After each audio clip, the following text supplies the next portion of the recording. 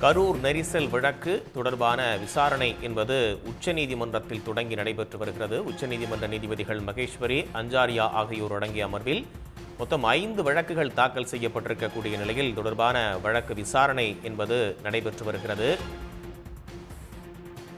கரூர் நெரிசல் ஏற்பட்டவுடன் காவல்துறைதான் விஜயை வெளியேறுமாறு கூறியது என்று தாவேக தரப்பில் வாதங்கள் முன்வைக்கப்பட்டிருக்கிறது. காவல்துறை பாதுகாப்புடனேயே விஜய் வெளியேறினார் என்று அவர்கள் தரப்பில் வாதங்கள் முன்வைக்கப்படுகிறது. விஜய் தொடர்ந்து அங்கே இருந்தால் நிலைமை விபரீதமாகிவிடும் என்று கூறி அவரை போலீசார்தான் வெளியேறச் சொன்னார்கள் என்றும், கூட்டம் தொடர்பாக விதிமுறைகள் வகுக்குமாறு தனிநபர் ஒருவர் வழக்கு தொடர்ந்திருக்கிறார் என்று அரசு தரப்பில் தற்போது வாதம் என்பது முன்வைக்கப்பட்டிருக்கிறது. அண்மை செய்தியாக பார்க்கிறோம். கரூர் நெரிசல் சம்பவத்தில் உயிரிழந்தவர்களின் குடும்பத்தினரை சந்திக்க விஜய் இன்று வரை செல்லவில்லை என்று அரசு தரப்பில் வாதங்கள் முன்வைக்கப்பட்டிருக்கிறது. கரூர் நெரிசல் வழக்கில் விஜய் இன்று வரை சேர்க்கப்படாத நிலையில் ஆறுதல் கூற அவர் செல்லவில்லை என்றும் தெரிவிக்கப்பட்டிருக்கிறது. உச்சநீதிமன்ற ஓய்வு பெற்ற நீதிபதி தலைமையில் விசாரணை நடத்த வேண்டும் என்கின்ற கோரிக்கை என்பது தாவேக தரப்பில் வாதமாக முன்வைக்கப்பட்டிருக்கிறது. உயிரிழந்தவர்களின் குடும்பத்தினரை இன்று வரை விஜய் சென்று சந்திக்கவில்லை, அவர் ஆறுதல் கூற செல்லவில்லை என்றும் நீதிமன்றத்தில் அரசு தரப்பில் வாதங்கள் என்பது முன்வைக்கப்பட்டிருப்பது குறிப்பிடத்தக்கது. இந்த வழக்கில் பல கேள்விகள் என்பது உச்சநீதிமன்றத்தால் முன்வைக்கப்பட்டிருக்கிறது. இந்த நிலையில்தான் உயிரிழந்தவர்களின் குடும்பத்தினரை சந்திக்க விஜய் இன்று வரை செல்லவில்லை. கரூர் நெரிசல் வழக்கில் விஜய் இன்று வரை சேர்க்கப்படாத நிலையில் ஆறுதல் கூறக்கூட அவர் செல்லவில்லை என்று அரசு தரப்பில் வாதங்கள் முன்வைக்கப்பட்டிருக்கிறது. கரூர் விஜய் பிரச்சார கூட்ட நெரிசலில் சிக்கி 41 பேர் உயிரிழந்த விவகாரம் தொடர்பாக 5 வழக்குகள் என்பது உச்சநீதிமன்றத்தில் தாக்கல் செய்யப்பட்டிருக்கக்கூடிய நிலையில் அந்த வழக்குகளினுடைய விசாரணை என்பது தொடங்கி நடைபெற்று வருகிறது. கரூரில் நெரிசல் ஏற்பட்டவுடன் காவல்துறைதான் விஜயை வெளியேறுமாறு கூறியது என்று தாவேக தரப்பில் வாதம் முன்வைக்கப்பட்டிருக்கிறது. காவல்துறை பாதுகாப்புடனேயே விஜய் வெளியேறினார் என்றும் சொல்லப்பட்டிருக்கிறது. மேலும் கூடுதல் தகவல்களை வழங்குவதற்காக மீண்டும் இணைகிறார் செய்தியாளர் ராமகிருஷ்ணன். ராமகிருஷ்ணன், தற்போது கிடைத்திருக்கக்கூடிய கூடுதல் தகவல் என்ன? அதாவது இந்த வழக்கினுடைய விசாரணை என்பது தொடர்ந்து நடைபெற்றுக் கொண்டிருக்கிறது. சுமார் 30 நிமிடங்களாக இந்த வழக்கினுடைய விசாரணை என்பது நீதிபதிகள் ஜே.கே. மகேஸ்வரி மற்றும் என்.வி. அன்சாரியா அமர்வில் விசாரணை என்பது நடைபெற்றுக் கொண்டிருக்கிறது. இந்த வழக்கினுடைய விசாரணையின் போது முதல்ல தாவேகா சார்பில் தான் மூத்த வழக்கறிஞர் கோபால் சுப்பிரமணியன் தனது வாதங்களை முன்வைத்தார். அப்போது தமிழக அரசு மீதும் சென்னை உயர்நீதிமன்ற நீதிபதிகள் மீதும் நீதிபதிகள் விஜய் மீதும் அந்த கட்சியின் மீது வைக்கப்பட்ட பல்வேறு கருத்துக்களும் தொடர்பாகவும் உச்சநீதிமன்ற நீதிபதிகளிடம் ஒரு புகாராக தெரிவித்திருக்கிறார்கள். விஜயை பொறுத்தவரையில் அந்த கட்சியினுடைய தலைவராக இருக்கிறார். அவரை இந்த வழக்கில் ஒரு எதிர் மனுதாரராக இல்லாத ஒரு பட்சத்தில் எவ்வாறு அந்த கட்சியினுடைய தலைவராக இருக்கின்ற விஜயை நீதிபதிகள் விமர்சித்திருக்கிறார்கள், அவருக்கு எதிராக பல்வேறு கருத்துக்களை தெரிவித்திருக்கிறார்கள் என்று நீதிபதிகளிடம் புகார் தெரிவித்திருக்கிறார்கள். இது மட்டுமல்லாமல் அந்த கரூரில் கடந்த மாதம் 27ஆம் தேதி நடந்த அந்த கூட்ட நெரிசல் சம்பவம் 41 பேர் பலியாயிருக்கிறார்கள்.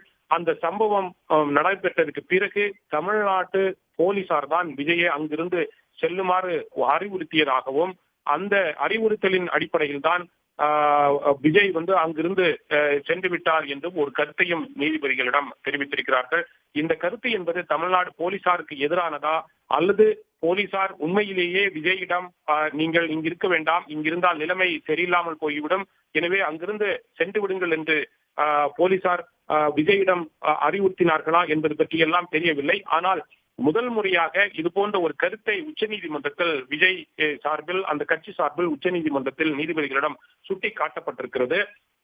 நீதிபதிகளை பொறுத்தவரையில் இந்த விவகாரத்தில் ஏற்கனவே இது போன்ற அரசியல் கட்சிகள் நடத்தும் பிரச்சாரங்கள் தொடர்பாக வழிகாட்டு நெறிமுறைகளை வகுக்கும் கூடிய வழக்குகள் ஏதாவது சென்னை உயர்நீதிமன்றத்திலோ அல்லது தமிழ்நாட்டு நீதிமன்றங்களிலோ இருக்கிறதா என்று ஒரு கேள்வியை எழுப்பியிருக்கிறார்கள். இது தொடர்பான வழக்கு என்பது சென்னை உயர்நீதிமன்றத்தில் இருப்பதாக நீதிபதிகளிடம் சுட்டிக்காட்டப்பட்டது. இது மட்டுமல்லாமல் இந்த வழக்கு என்பது தேர்தல் பிரச்சாரம் தொடர்பான வழக்காக இருக்கிறது. இது மட்டுமல்லாமல் ரோட் ஷோ நடத்துவது தொடர்பான ஒரு வழக்காகவும் இருக்கிறது. ஆனால் இந்த வழக்கை பொறுத்தவரையில் ஒரு கிரிமினல் வழக்காக ஏன் சென்னை உயர்நீதிமன்றம் பதிவு செய்திருக்கிறது என்ற ஒரு கேள்வியையும் நீதிபதிகள் எழுப்பியிருக்கிறார்கள். அதுவரை அமைதியாக இருந்த தமிழக அரசு வழக்கறிஞர்கள் நீதிபதிகள் இந்த கேள்வி கேட்டவுடனேயே இது உயிரிழப்பு தொடர்பான விவகாரம், 41 பேர் உயிரிழந்திருக்கிறார்கள், தமிழ்நாட்டையே உலுக்க செய்யக்கூடிய ஒரு துயர சம்பவமாக இருக்கிறது, 41 பேர் உயிரிழந்திருக்கிறார்கள், எனவேதான் கிரிமினல் வழக்காக இது கருதி அதை சென்னை உயர்நீதிமன்ற பதிவாளர் அதை உரிய நீதிபதியிடம் முன்பு விசாரணைக்காக பட்டியலிட்டார் என்று நீதிபதிகளிடம் சுட்டிக்காட்டி கருத்துக்களை தெரிவித்திருக்கிறார்கள். மேலும் மற்றொரு மனுதாரரை பொறுத்தவரையில் கரூர் சம்பவம் தொடர்பாக தற்போது வரை விசாரணை என்பது முன்னோக்கி செல்லவில்லை. எனவே இந்த விவகாரத்தில் உயிரிழந்த நபர்களுடைய குடும்பத்தாருக்கு நீதி கிடைக்கும் வகையில் உரிய விசாரணை நடத்த வேண்டும் என்ற ஒரு கருத்தையும் முன்வைக்கப்பட்டிருக்கிறது. மேலும் நீதிபதிகளை பொறுத்தவரையில் விஜய் பாதிக்கப்பட்டவர்களை சென்று சந்தித்தாரா இல்லையா என்ற ஒரு கேள்வியும் அதாவது நீதிபதிகளை பொறுத்தவரை என்ன கேட்கிறாங்கன்னா, விஜய் பாதிக்கப்பட்டவர்களை சென்று சந்தித்தாரா இல்லையா என்பது தற்போது தொடர்பில்லாதது. இதிலிருந்து 2 விவகாரங்கள் என்பது தெளிவாகிறது. மதுரை கிளை வழக்கை விசாரித்த அதே சமயம் சென்னை உயர்நீதிமன்றம் மற்றொரு வழக்கை விசாரித்திருக்கிறது. மதுரை, சென்னை நீதிமன்றங்கள் ஒரே நாளில் வேறு வேறு உத்தரவுகளை எப்படி பிறப்பித்திருக்கின்றன, சென்னை உயர் நீதிமன்றம் தாமாக முன்வந்து வழக்கு பதிவு செய்து எப்படி எஸ்ஐடி சிறப்பு புலனாய்வு குழு அமைத்து உத்தரவு பிறப்பித்தது என்று கேள்வியை நீதிபதிகள் எழுப்பியிருக்கிறார்கள். அப்போது தமிழக அரசின் சார்பில் ஆஜராயிருந்த வழக்கறிஞரை பொறுத்தவரையில் 41 உயிரிழப்புகள் நடந்திருக்கின்றன. இது கொடூரமான சம்பவமாக இருக்கிறது. எனவேதான் நீதிமன்றம் இதனை தானாகவே முன்வந்து தனது கையில் எடுத்து உத்தரவை பிறப்பித்திருக்கிறது என்று தமிழக அரசின் சார்பில் ஆஜராயிருந்த வழக்கறிஞர்கள் தங்களது கருத்துக்களை நீதிபதிகளிடம் சுட்டிக்காட்டியிருக்கிறார்கள். மேலும் நீதிபதிகளை பொறுத்தவரையில் சென்னை உயர் நீதிமன்ற நீதிபதிக்கு பல்வேறு கேள்விகளும் எழுப்பியிருக்கிறார்கள். வழிகாட்டுதல்கள் கோரி தாக்கல் செய்யப்பட்ட வழக்கு என்பது நிலுவையில் இருக்கிறது. குறிப்பாக வழிகாட்டுதல்கள் கோரி மதுரையிலும் சென்னையிலும் மனுக்கள் என்பது ஏற்கனவே தாக்கல் செய்யப்பட்டிருக்கின்றன. மதுரை டிவிஷன் பெஞ்சும் சென்னையில் தனி நீதிபதியும் விசாரித்திருக்கிறார்கள். உயர்நீதிமன்ற மதுரை கிளை விசாரணை எடுத்துக் கொள்ளப்பட்ட பிறகு சென்னை உயர்நீதிமன்ற தனி நீதிபதி விசாரணை செய்ய வேண்டிய அவசியம் என்ன என்பது போன்ற பல்வேறு கேள்விகளையும் நீதிபதிகள் எழுப்பியிருக்கிறார்கள். தாவேகா சார்பில் ஆஜராகியிருந்த வழக்கறிஞர்களிடம் பல்வேறு கேள்வியை எழுப்பிய நீதிபதிகள் தற்போது தமிழக அரசு வழக்கறிஞரிடம் ஏன் கிரிமினல் வழக்காக இது எடுத்துக் கொள்ளப்பட்டது என்ற கேள்வியும் எழுப்பினார்கள். அதற்கு தமிழக அரசின் சார்பில் ஆஜராகியிருந்த வழக்கறிஞர்களை பொறுத்தவரையில் இது உயிர் சம்பந்தப்பட்ட விவகாரமாக இருக்கிறது. எனவேதான் இது ஒரு கிரிமினல் வழக்காக சென்னை உயர்நீதிமன்றமே வழக்கு பதிவு செய்திருக்கிறது தானாக முன்வந்து என்று கேள்வியும் எழுப்பியிருக்கிறார்கள். இது மட்டுமில்லாமல் சென்னை உயர்நீதிமன்றம் நீதிபதிகளுக்கும் பல்வேறு கேள்விகளை நீதிபதிகள் எழுப்பியிருக்கிறார்கள். வழக்கு சென்று கொண்டிருக்கின்ற பார்வையை பொறுத்தால் நீதிபதிகள் கண்டிப்பாக இந்த விசாரணையின் முடிவில் ஒரு இடைக்கால உத்தரவு பிறப்பிப்பதற்கு வாய்ப்புகள் இருக்கிறது. அல்லது தமிழக அரசுக்கு ஒரு நோட்டீஸ் அனுப்பி இந்த விவகாரம் தொடர்பாக இந்த 5 மனுதாரர்களும் உச்சநீதிமன்றத்தில் தாக்கல் செய்திருக்கின்ற இந்த மனுக்கள் மீது பதிலளிக்க நோட்டீஸ் பிறப்பிப்பதற்கும் வாய்ப்புகள் இருக்கிறது. எது எப்படி இருந்தாலும் இந்த வழக்கினுடைய விசாரணை இன்றைய தினம் முடியும் பட்சத்தில் தான் தெரிய வரும். விஜய் கட்சியை பொறுத்தவரையில் சென்னை உயர்நீதிமன்றத்தினுடைய உத்தரவிற்கும் நீதிபதிகள் தெரிவித்த அந்த கருத்திற்கு எதிராக உச்சநீதிமன்றத்தில் தங்களது வாதங்களை முன்வைத்திருக்கிறார்கள். அதே போன்று தமிழக அரசுக்கு எதிராகவும் தமிழக அரசு காவல்துறையினுடைய செயல்பாட்டிற்கு எதிராகவும் தமிழக அரசு இந்த விவகாரத்தில் ஓய்வு பெற்ற நீதிபதி அருணா ஜெகதீசன் தலைமையில ஒரு நபர் குழு விசாரணைக்கு உத்தரவிட்ட அதற்கு எதிராகவும் உச்சநீதிமன்றத்தில் தங்களது வாதங்களை முன்வைத்து வருகிறார்கள். இது ஒரு புகாராகத்தான் அந்த தாவேகா சார்பில் நீதிபதிகளிடம் தெரிவிக்கப்பட்டுக் கொண்டிருக்கிறது. ஆனால் தமிழக அரசை பொறுத்தவரையில் இந்த சம்பவம் என்பது 41 பேர் பலியாயிருக்கிறார்கள். இது ஒரு கிரிமினல் வழக்காகத்தான் பார்க்க வேண்டும் என்ற அடிப்படையில் தான் தங்களது கருத்துக்களை உச்சநீதிமன்றத்தில் தெரிவித்து வருகிறார்கள். இப்போ அந்த மற்ற 4 வழக்குகளினுடைய விசாரணை அப்படின்றதோ இன்றைய தினம் நடைபெற்று அதில் ஏதேனும் உத்தரவுகள் பிறப்பிக்கப்படுமா ராமகிருஷ்ணன்?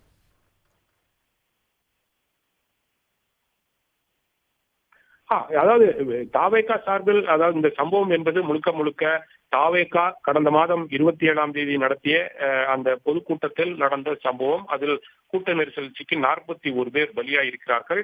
முதல்ல உச்சநீதிமன்றத்தில் தாவேகா சார்பில் மேல்முறையீட்டு மனு தாக்கல் செய்யப்படவில்லை. பாஜகவை சேர்ந்த 2 வழக்கறிஞர்கள் உச்சநீதிமன்றத்தில் வழக்கு தொடர்ந்தார்கள். அதைத் தொடர்ந்து பாதிக்கப்பட்ட அந்த உயிரிழந்த 13 வயது சிறுவனுடைய தந்தை பன்னீர்செல்வம் ஒரு மனுவை தாக்கல் செய்தார். அதே போன்று அந்த கரூரில் உயிரிழந்த ஒரு பெண்மணியினுடைய கணவரும் உச்சநீதிமன்றத்தில் வழக்கு தொடர்ந்தார். அதைத் தொடர்ந்துதான் தாவேகா சார்பில் உச்சநீதிமன்றத்தில் மேல்முறையீட்டு மனு தாக்கல் செய்யப்பட்டது. தாவேகாவை பொறுத்தவரையில் சென்னை உயர்நீதிமன்றம் அந்த சிறப்பு புலனாய்வு குழு அமைத்த அந்த உத்தரவை எதிர்த்து உச்சநீதிமன்றத்தில் மனு தாக்கல் செய்தது. அந்த மனுவை பொறுத்தவரையில் அந்த சென்னை உயர்நீதிமன்றத்தினுடைய உத்தரவை ரத்து செய்ய வேண்டும். அதே சமயத்தில் உச்சநீதிமன்றத்தில் ஓய்வு பெற்ற ஒரு நீதிபதி தலைமையில் ஒரு குழு அமைக்க வேண்டும் என்பதுதான் அவர்களது ஒரு கோரிக்கையாக இருக்கிறது. அந்த வழக்கம் இன்றைய தினம் விசாரணைக்கு நடைபெற்றுக் கொண்டிருக்கிறது. முதல்ல தாவேகா சம்பந்தமான இந்த வழக்கு என்பதால் அவர்களது சார்பில் ஆஜராகியிருந்த மூத்த வழக்கறிஞர் கோபால் சுப்பிரமணியம் தனது வாதத்தை முன்வைத்தார். அதைத் தொடர்ந்து அந்த 4 பேர் தரப்பில் ஆஜராகியிருந்த ஒரு சில வழக்கறிஞர்களும் தங்களது கருத்துக்களை தெரிவித்திருக்கிறார்கள். அதில் ஒரு வழக்கறிஞர் தான் கருத்தை தெரிவித்தார். இது போன்ற SIT, அதாவது ஒரு நபர் குழு அமைத்த அந்த விசாரணை என்பது சரியான முறையில் நடைபெறவில்லை என்ற ஒரு கருத்தையும் அவர்கள் தெரிவித்திருக்கிறார்கள். 5 மனுக்களுமே இன்றைய தினம் உச்சநீதிமன்றத்தில் விசாரணை என்பது நடத்தப்பட்டு வருவதை நாம் பார்க்க வேண்டும். ஆனால் முழுக்க முழுக்க தாவேகா சார்பில் ஆஜராகியிருந்த வழக்கறிஞர் தான் தனது முழுமையான வாதத்தை முன்வைத்து வருகிறார். ஏனென்றால் இது முழுக்க முழுக்க கரூரில் நடந்த தாவேகா நடத்திய அந்த பொதுக்கூட்டத்தில் நடந்த சம்பவம் என்பதால் அவர்கள்தான் முழுமையான தங்களது வாதங்களை முன்வைத்திருக்கிறார்கள். அவர்கள் தமிழ்நாடு அரசு மீதும் தமிழ்நாடு காவல்துறை மீதும் சென்னை உயர்நீதிமன்ற நீதிபதி மீதும் பல்வேறு குற்றச்சாட்டுகளை அவர்கள் வைப்பதை தான் நாம் முழுமையாக பார்க்க வேண்டியதாக இருக்கிறது. வழக்கினுடைய விசாரணை என்பது தொடர்ந்து நடைபெற்றுக் கொண்டிருக்கிறது. இந்த வழக்கின் உயிரிழந்த 13 வயது சிறுவனுடைய தந்தை பன்னீர்செல்வம் ஒரு மனுவை உச்சநீதிமன்றத்தில் தாக்கல் செய்திருந்தார். அந்த அவரது சார்பில் ஆஜராகியிருந்த வழக்கறிஞரை பொறுத்தவரையில் தற்போதுதான் தனது வாதத்தை முன்வைத்துக் கொண்டிருக்கிறார். தற்போது இந்த நீதிமன்றத்தில் புதிதாக மனு தாக்கல் செய்திருக்கிறேன். இந்த கரூர் சம்பவத்தில் என்னுடைய மகன் 13 வயது மகன் உயிரிழந்திருக்கிறார். எனவே இந்த சம்பவம் தொடர்பாக ஒரு முழுமையான விசாரணை நடத்தப்பட வேண்டும். ஏனென்றால் அரசு ஒரு விசாரணை ஆணையத்தை அமைத்து இருக்கிறது. உயர்நீதிமன்றம் ஒரு சிறப்பு விசாரணை குழுவை அமைத்திருக்கிறது. ஆனால் இந்த ஆணையத்தின் மீது, சிறப்பு விசாரணை குழு மீதும் தனக்கு நம்பிக்கை இல்லை. ஆனால் இதனால் இந்த வழக்கை CBI விசாரித்தால் மட்டுமே முழுமையான உண்மை வெளியாகும். பாதிக்கப்பட்டவர் என்ற முறையில் நான் இந்த மனுவை உச்சநீதிமன்றத்தில் தாக்கல் செய்திருக்கிறேன். என்னுடைய மகனினுடைய மரணத்திற்கு உண்மையான காரணங்களை கொண்டு வர வேண்டும் என்பது எனது ஆசையாக இருக்கிறது. எனது மகன் மட்டுமல்லாமல் ஏராளமானவர்கள் பலியாயிருக்கிறார்கள் இந்த சம்பவத்தில். எனவே CBI விசாரணை உத்தரவு பிறப்பித்து CBI விசாரித்தால் மட்டுமே அந்த கடந்த மாதம் 27ஆம் தேதி நடந்த தாவேகா நடத்திய அந்த பொதுக்கூட்டத்தில் 41 பேர் பலியான சம்பவத்தில் உண்மை என்ன நடைபெற்றது,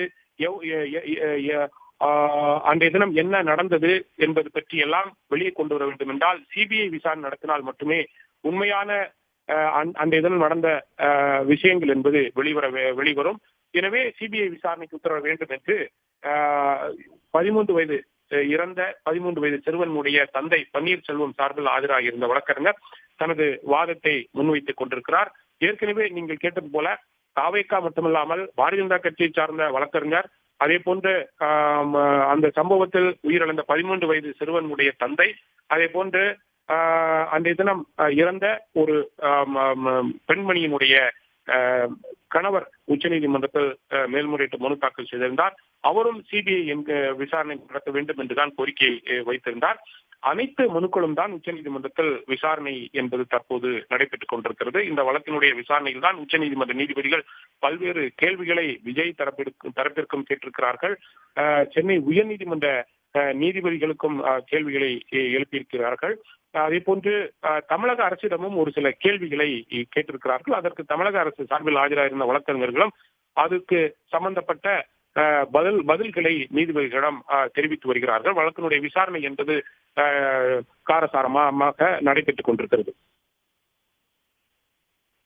நீதிமன்றத்தால் சிறப்பு புலனாய்வு குழு அமைக்கப்பட்டு அதனுடைய விசாரணை என்பது நடைபெறுகிறது. அதற்கு எதிராகத்தான் இப்ப தாவேக தரப்புல மனு தாக்கல் அப்படின்றது செய்யப்பட்டிருக்கு. இப்போ இதற்கு முன்னர் உச்சநீதிமன்றத்தில் இது போன்று உயர்நீதிமன்றத்தால் சிறப்பு புலனாய்வு குழு அமைக்கப்பட்டு அதற்கு எதிராக வழக்குகள் தொடரப்பட்டிருக்கா? அப்படின்னா அது மாதிரியான வழக்குகள்ல என்ன மாதிரியான உத்தரவுகள் உச்சநீதிமன்றத்தால் பிறப்பிக்கப்பட்டிருக்கு நினைவு கூறலாமா ராமகிருஷ்ணன்?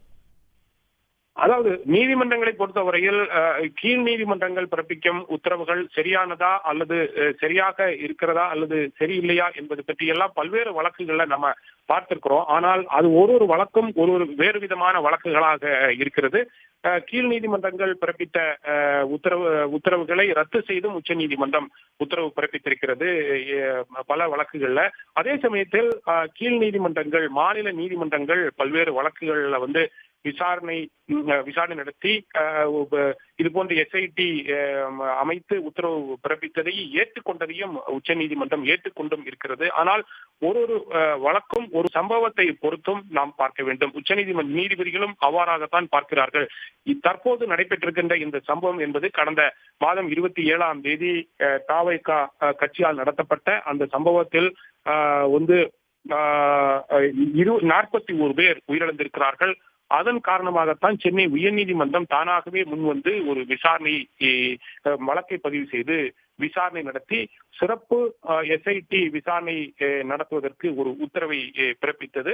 இதற்கு முழுக்க காரணம் அன்றைய தினம் நடந்தது என்பது ஒரு மனித உரிமை மீறலாக இருக்கிறது.